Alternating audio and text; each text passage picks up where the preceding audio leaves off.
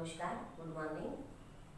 आज આપણે ધોરણ 9 વિષય હિન્દી જેમાં 5-6 સુધીના લેશન જોઈ ગયા છીએ। તો આજે આપણે ધોરણ 9 માં વિષય હિન્દીમાં કાવ્ય 7 છે सूरदास के पद જેના વિશે ભણીશું। દરેક વિદ્યાર્થી મિત્ર પોતાની બુક ખોલશે, ચોપડી ખોલીશું। पेज नंबर 29 हिंदी में उसको 29 बोला जाता है, गुजराती में 29। चलो अभी ध्यान। सूरदास के पद जिसके कवि है सूरदास, हिंदी के प्रसिद्ध कवि के नामावली में सूरदास जी का नाम भी लिया जाता है। ऐसे सूरदास का जन्म 1478 में लोगों उनके जन्म के बारे में कुछ लोगों के अलग अलग मतांतर है। तो महाकवि सूरदास जी का जन्म कुछ लोगों के मतानुसार दिल्ली के पास सिही नामक गांव में 1478 में हुआ था। कई लोगों का मानना था कि उनका जन्म मथुरा के पास रुकना यानी कि रेणुका क्षेत्र में हुआ था। तो इस तरह लोग अलग अलग मत अपने दिखाते हैं, एकदम सही नहीं है। इनका जन्मांध होना भी विवादास्पद है। जन्मांध यानी कि जन्म से ही अंत, विवादास्पद એટલે ચર્ચાનો વિષય છે, બરાબર।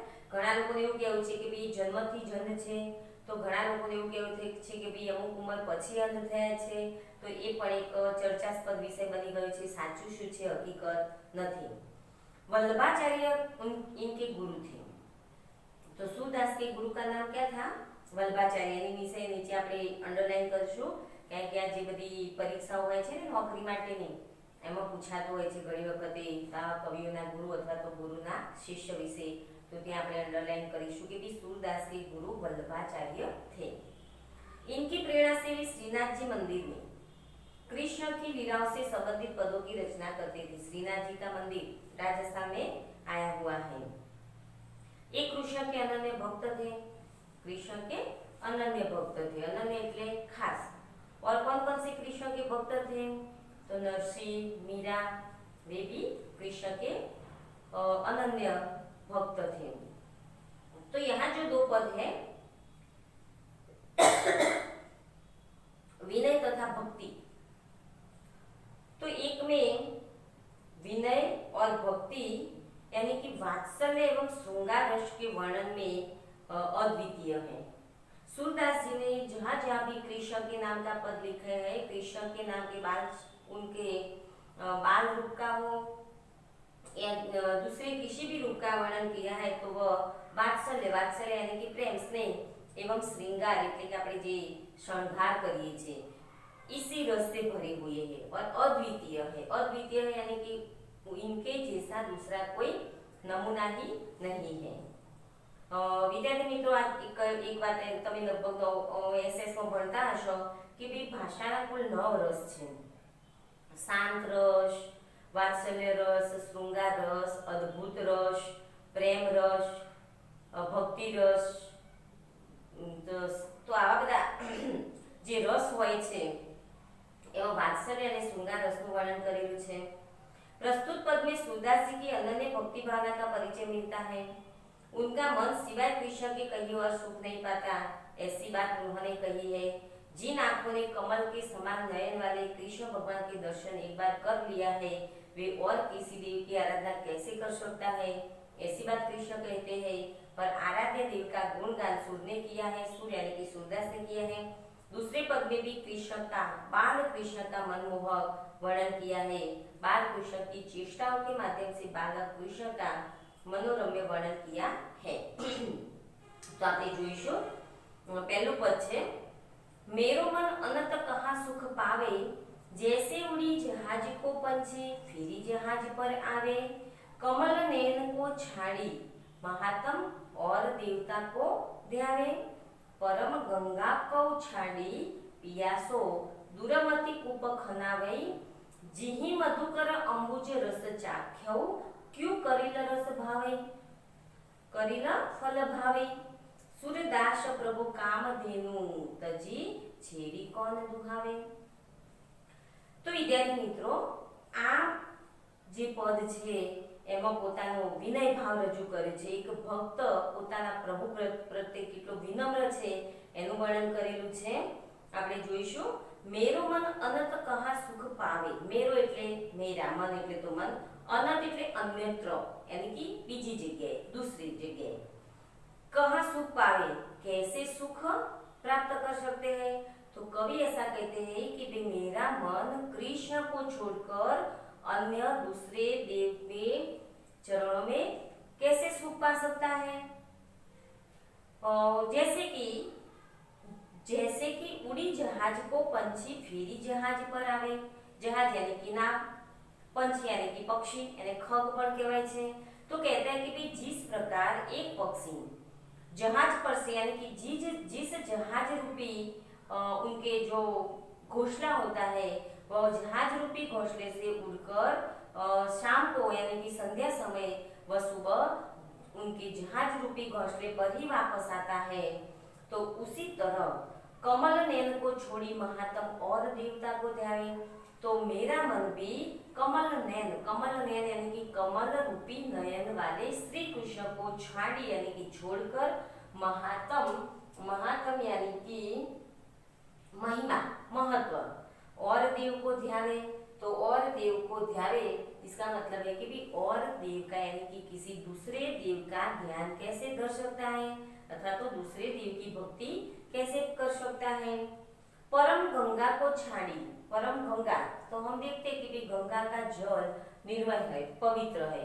अच्छे बुरे शुभ अशुभ आदि कई कार्यों में गंगा का जल यानी कि गंगा जल का उपयोग होता है. तो कवि कहते हैं कि परम यानी कि श्रेष्ठ ऐसी गंगा का जल छोड़कर पियासो यानी कि प्यासा व्यक्ति दुर्मति कूप खनावे. दुर्मति यानी कि मूर्ख है जो कूप खनावे. कूप यानी कि कुआं, खनावे यानी कि खुदवाना. तो इस पंक्ति का अर्थ ऐसा होता है कि भाई जो कोई व्यक्ति તરસ્યો હોય છે અને એ તરસ્યો હોય અને એની પાસે જો ગંગાના જેવી પવિત્ર નદીનું પાણી વહેતું હોય અને એ ગંગાના પાણીને છોડી અને એ પોતાના આંગણામાં અથવા તો ગમે તે જગ્યાએ પાણી લેવા માટે એક કૂવો ખોદાવે તો એના જેવો બીજો કોઈ મૂર્ખ વ્યક્તિ નથી. જીહી મધુકર અંબુજ રસ ચાખ્યો क्यों करील फल भावे. तो कि जिस मधुकर यानी कि भौरा भी थશે, भ्रमर पण थશે. એની ભૌરા લખી છે, ભ્રમર સમાનાર્થી શબ્દ છે. तो जिस भौरे ने अंबुज रस चाख्यो, अंबुज यानी कि कमल. तो कि जिस भौरे ने, जिस भ्रमर ने अंबुज यानी कि कमल का रस चाख लिया हो, मीठा होता है कमल का रस, क्यों करील फल भावे. तो ऐसा व्यक्ति करीला यानी कि जो कारेलू है कड़ू शाकभाजी, तो करील के जैसा कड़वा फल यानी कि रस वह उनको कैसे भाएगा, कैसे पसंद आएगा. આપણી જ વાત કરીએ બી આપણને કોઈ એમ કહે કે ભાઈ એક બાજુ કેળા પડ્યા હોય અને એક બાજુ કડવી કોઈ વસ્તુ ખાવાની કીધી હોય તો આપણે શું પસંદ કરીશું?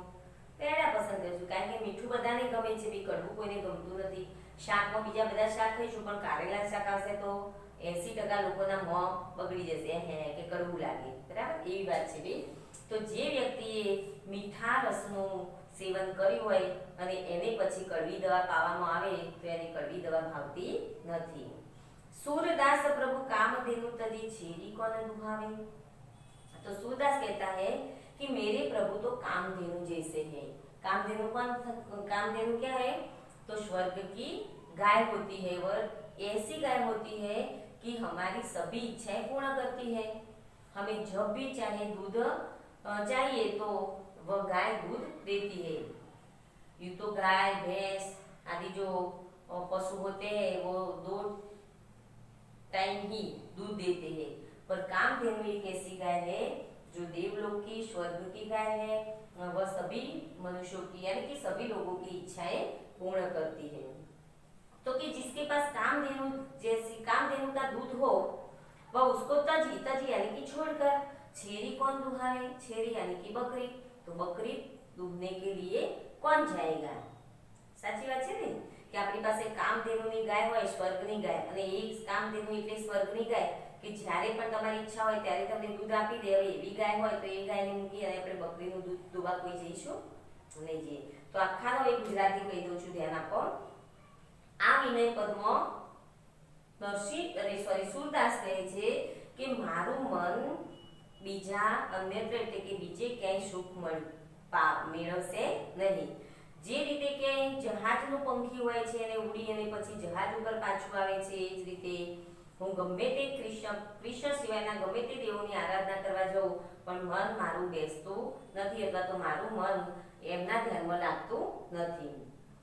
કમલ નયન તો છોડી, તો કમલ નયન રૂપી એવા શ્રી કૃષ્ણનું મહત્વ મહિમા છોડી અને બીજા દેવનું ધ્યાન કેવી રીતે ધરી શકું, કેવી રીતે ભક્તિ કરી શકું? જેને કે ગંગા રૂપી નિર્મળ જળ એટલે કે ગંગાનું નિર્મળ જળ પીવા માટે મળતું હોય અને એને છોડી અને જે કૂવો ખોદાવે તો એ ખરેખર કે મૂર્ખ છે. ભમરા ઉદાહરણ આપે છે કે જે ભમરાએ પણ એક વખતે જો કમળનું મીઠો રસ ચાખી લીધો છે તો એને હવે કડવા કારેલાનો રસ કેવી રીતે ભાવે? એ જ રીતે સૂરદાસ કહે છે કે ભાઈ જેને પણ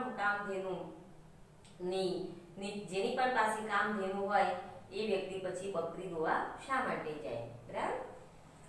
બીજું પદ છે શૃંગાર રસનું છે. બાળકૃષ્ણનું વર્ણન કર્યું છે. જો વિદ્યાર્થી મિત્રો તમે કદાચ જોયું હશે તો આપણે બધાય ભગવાનના બાળ સ્વરૂપના દર્શન કર્યા છે અથવા તો છબી કે ફોટો આપણે જોતા હોઈએ છીએ. તો એ બધામાં તમે ખાસ માર્કિંગ કરજો, ના જોયું તો હજુ પણ તમે જોજો કે બાળકૃષ્ણનું જે સ્વરૂપ છે ને એ ખરેખર બહુ જ આકર્ષિત છે. દરેકના મનને મોહી લેવું મનમોહક હોય છે. સરસ મજાના એમના વાકડિયા વાળ, અહીંયા મુગટ પહેરેલો હોય, અહીં કાનની બે બાજુ સરસ મજાની વાકડી લટો થતી હોય, એમના મોટી મોટી આંખોમાં કાજલ લગાવેલું હોય, હાથમાં સરસ મજાની મોરલી શોભતી હોય, એમના પગમાં સરસ મજાના ઘૂંઘરું એટલે કે ઝાંઝર પાયલ પહેરાવ્યા હોય, ચાલે એટલે થનક થનક અવાજ આવે. તો આ બધું ખરેખર વર્ણન એ આપણા મનને કેવું પમાડી દે, મોહિત કરી દે એવું સુંદર છે. તો એવા સુંદર પદનું વર્ણન કરે છે. આપણે જોઈશું. શોભિત કર નવનીત લીએ. અહીંયા નવનીત એટલે ગાયની વાત નથી, આપણે જે લેશન કરીએ છીએ. શોભિત यानी कि सुशोभित. नवनीत लिए, नवनीत यानी कि मक्खन, नवनीत यानी कि मक्खन. तो जिसके कर यानी कि हाथ, तो कि जिसके हाथ नवनीत से भरे हुए हैं, जिसके हाथ में मक्खन है वह ऐसा सुशोभित सुंदर लग रहे हैं. गुटुरुनी चलन रेणुतन मंडित. गुटुरुनी चलन रेणुतन मंडित यानी कि जब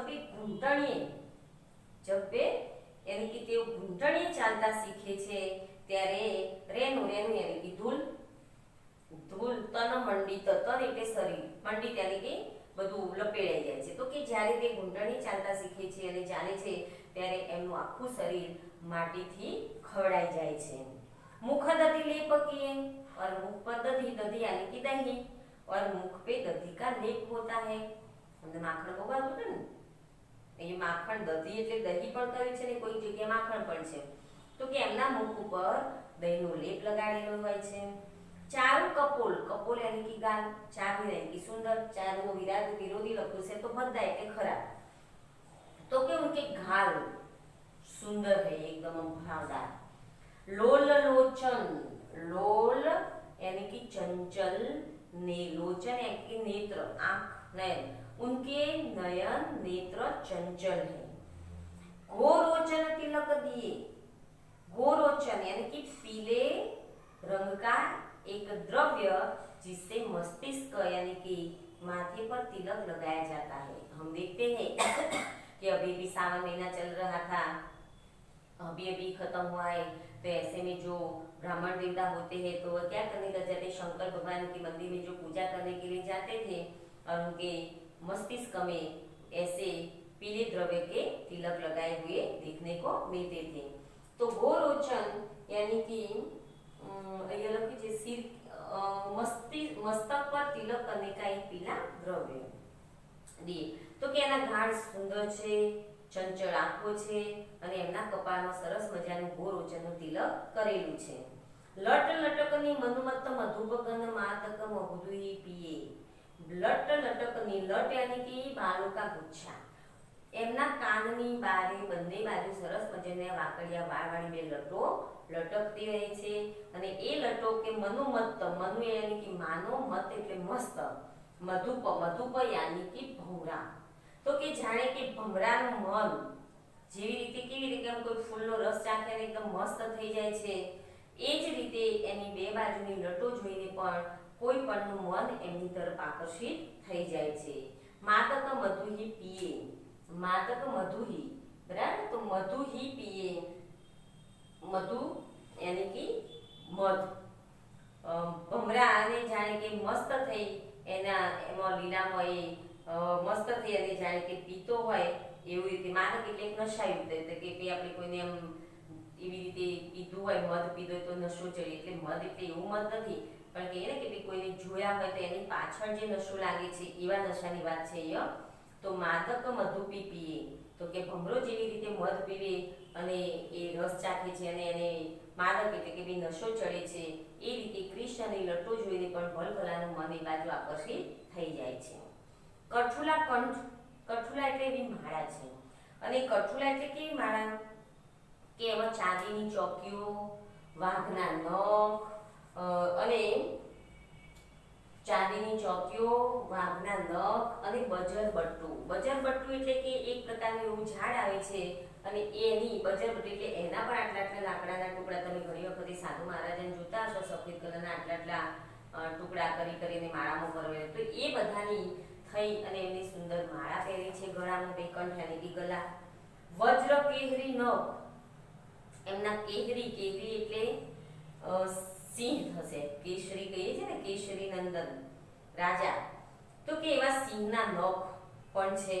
રાજત રુચિ રહીએ, રાજત એને કે સુશોભિત હોના, શોભે છે, તો કે રુચિર એટલે સુંદર, સુશોભિત થઈ રહ્યા છે. આ બધાની માળા એમને પહેરી છે. આના વાઘના, સિંહના નખ છે, વાઘના નખ છે, ચાંદીની ચોકીઓ છે, બજરબટ્ટુ લાકડાના ટુકડાની માળા, આ બધાથી એ સરસ મજાની માળા એમના ગળામાં શોભે છે.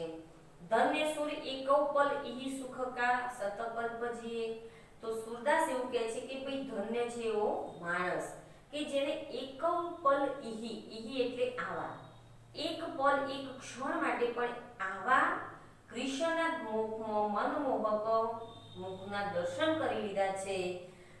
સાત કલ્પ જીએ, ફિર પછી કહે છે કે એને 7 કલ્પ સુધી પણ જન્મ લે ના લે તો પણ ચાલે. હવે 7 કલ્પ એટલે માપ છે, એક કલ્પ બરાબર 4,32,00,000 સમય થાય છે. એક કલ્પ બરાબર 4,32,00,000 થાય છે, એટલો બધો સમયગાળો થાય. તો સત કલ્પ એટલે 100 કલ્પ સુધી. તો આ પંક્તિમાં છેલ્લે કવિ એવું કહેવા માંગે છે સુરદાસજી કે જે માણસે કૃષ્ણના આવા મનમોહક સૌંદર્ય રૂપી મનનું, મુખડાનું, ચહેરાનું એક વખતે જો દર્શન કરી લીધું તો એને પછી 100 કલ્પ સુધી પણ એ જન્મ ના લે તો પણ ચાલે, એટલે કે 100 જન્મ સુધી જીવ્યા હોય એટલું એના બરાબર થઈ રહે છે. તો વિદ્યાર્થી મિત્રો, એ આપણે આ કાવ્ય પૂરું કર્યું છે. એની ટિપ્પણ લખી લેવાના છે, ખાસ સમાનાર્થી શબ્દો પણ લખ્યા છે મેં અહીંયા, વિરોધી પણ લખેલા છે, અને સ્વાધ્યાયમાં 4 પ્રશ્નો આગળ લખેલા છે, 3 પાછળ, 3 આઈએમપી છે. તત્સમ શબ્દ પણ અંદર અહીંયા આવી ગયા છે, તે નહીં લખો તો અલગથી ચાલશે, વાંચી લેજો. અને સમાનાર્થી શબ્દ અમુક બે અલગથી લખ્યા છે અને અમુક શબ્દ છે એ શબ્દોના અર્થમાં આવી જાય છે, એટલે શોધી અને એ લખીશું. તો આખો સ્વાધ્યાય આટલો લખી લેવાનો છે, બરાબર. એ આપણું કાવ્ય પૂરું થાય છે. Thank you.